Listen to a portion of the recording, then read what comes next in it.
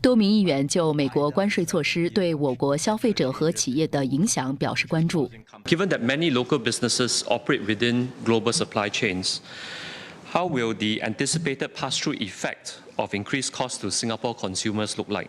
If global demand slows down, it may actually mean less inflationary pressures because global demand is coming off.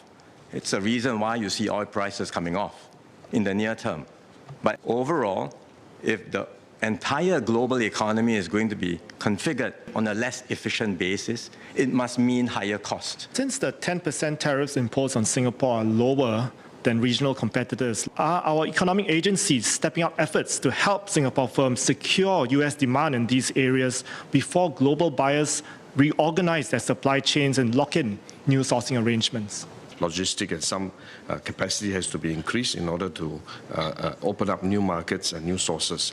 So I think some of these will take time to reorganize, but always also bear in mind, as we have more investments into Singapore and taking advantage of a lower tariff, as you mentioned, to export to the US, our trade balance will start to shift.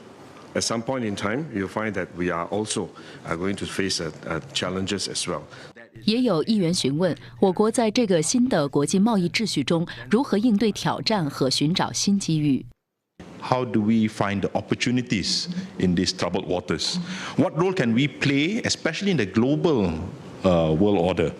And what unique value propositions can we offer to remain relevant and contribute meaningfully to this global economic transition? Even if the US has chosen to abandon the WTO, to reject WTO rules, and to go in a more protectionist path, the rest of the world doesn't have to follow, and there will be a coalition of like-minded countries, which we will be amongst them, identifying new opportunities for ourselves. My worry is about global leadership for and from the rest of the world to double down on this integration going forward.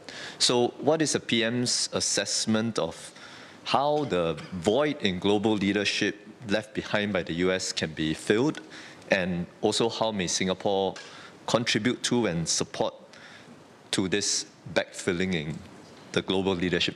We need other big players to step in. So we are engaging all of them in Europe, in Asia, in the Middle East, and hopefully together as a coalition or as a broader, wider group of countries, there will be enough voices that share a common interest in keeping the WTO system going, updating it, and maintaining our rules-based trading system.